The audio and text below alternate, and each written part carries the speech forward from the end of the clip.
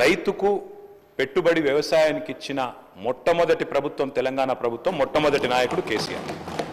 అయితే 72,000 కోట్ల రూపాయలు రైతుల ఖాతాల్లో నేరుగా జమ చేయడానికి ప్రేరణ అయింది. అసలు ఆ పథకం ఎందుకు తేవాల్సి వచ్చింది అది చెప్పకపోతే, ఆనాటి పరిస్థితులు ఆకలింపు చేసుకోకపోతే, బ్యాక్గ్రౌండ్ అర్థం కాకపోతే, పథకం ఎందుకు ప్రారంభించాల్సి వచ్చిందో దాని నేపథ్యం తెలియకపోతే మనం ఏం మాట్లాడతాం అధ్యక్ష?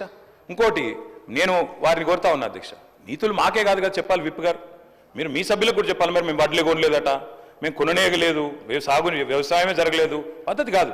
దయచేసి మీరు మీ సభ్యుల దిక్కు చూసుకొని వాళ్ళతో నేర్పించి ట్రైనింగ్ ఇచ్చిర్రు అధ్యక్ష 2 రోజులు. మరి వాళ్ళకి ట్రైనింగ్ చక్కగా ఇచ్చింటే బాగుండేది కదా అధ్యక్ష. అధ్యక్ష మేము ఒకటే అంటున్నాం అధ్యక్ష, ఆ రోజు రైతు కళ్ళల్లో ధైర్యం లేదు. ఉమ్మడి ఆంధ్రప్రదేశ్లో, తెలంగాణ ప్రాంతంలో కళ్ళంలో ధాన్యం లేదు.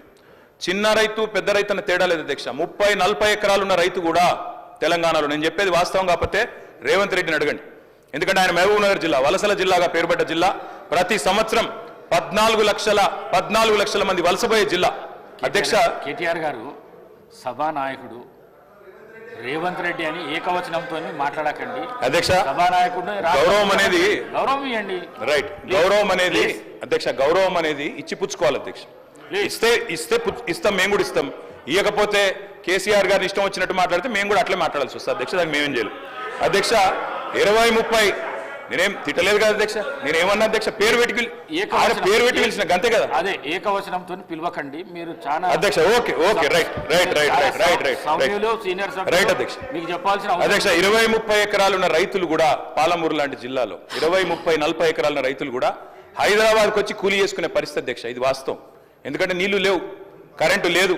అట్లాంటి పరిస్థితుల్లో రైతులు కూలీలుగా మారి అడ్డా మీది కూలీలుగా ఇక్కడ హైదరాబాద్లో పనిచేసిన దుస్థితి. అందుకే మేము 20 ఎకరాలు 10 ఎకరాలు 12 ఎకరాలని కోతలు పెట్టలేదు అధ్యక్ష. తెలంగాణ ప్రాంతంలో నీళ్లు లేక ఎన్ని ఎకరాలున్నా రైతు కూలీగా మారిపోయిన దయనీయమైన పరిస్థితి ఉండే కాబట్టే మేము ఆలోచన చేసినాం అధ్యక్ష. మేము ఆనాడు మొట్టమొదటి ప్రాధాన్యతగా తెలంగాణ రాష్ట్రం ఏర్పడిన తర్వాత వ్యవసాయ రంగాన్ని తీసుకున్నాం. వ్యవసాయ రంగం, సాగునీటి రంగం. ఎందుకంటే నీళ్లు, నిధులు, నియామకాలను ఉద్యమ కాలంలో మేమే చెప్పినాం అధ్యక్ష.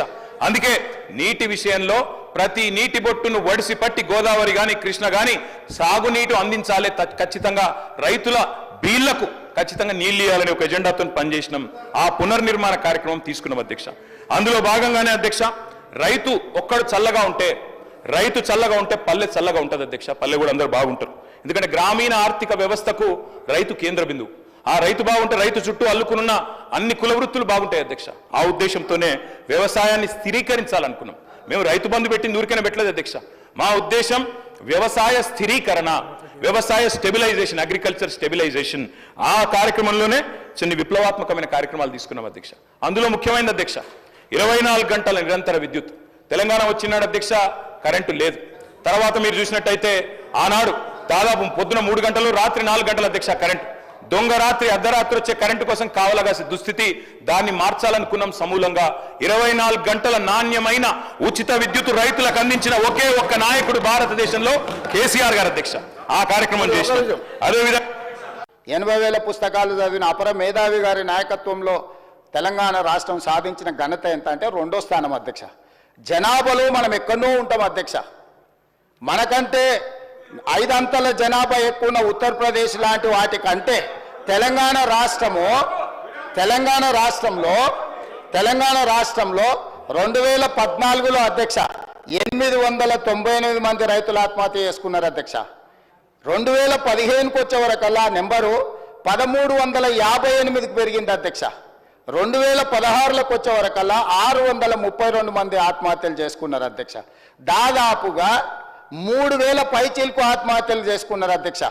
అంటే ఆంధ్రప్రదేశ్ మన నుంచి విడిపోయినాక 1000 లోపల రైతులు ఆత్మహత్య చేసుకుంటే తెలంగాణ వారి నాయకత్వంలో 3000 మంది పైగా రైతులు ఆత్మహత్యలు చేసుకున్నారు. దేశంలోనే మొదటి స్థానం మహారాష్ట్ర అయితే, 2వ స్థానం రైతు ఆత్మహత్యల తెలంగాణ.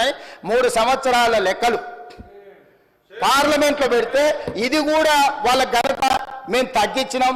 ఏంది మీ బొంద మీరు తగ్గించింది? నీతో పాటు ఉన్న ఆంధ్రప్రదేశ్ రాష్ట్రం ఎక్కడుంది? నువ్వెక్కడున్నావు? మిగతా రాష్ట్రాలు అన్ని కావాలంటే లెక్క చదువుతా అధ్యక్ష.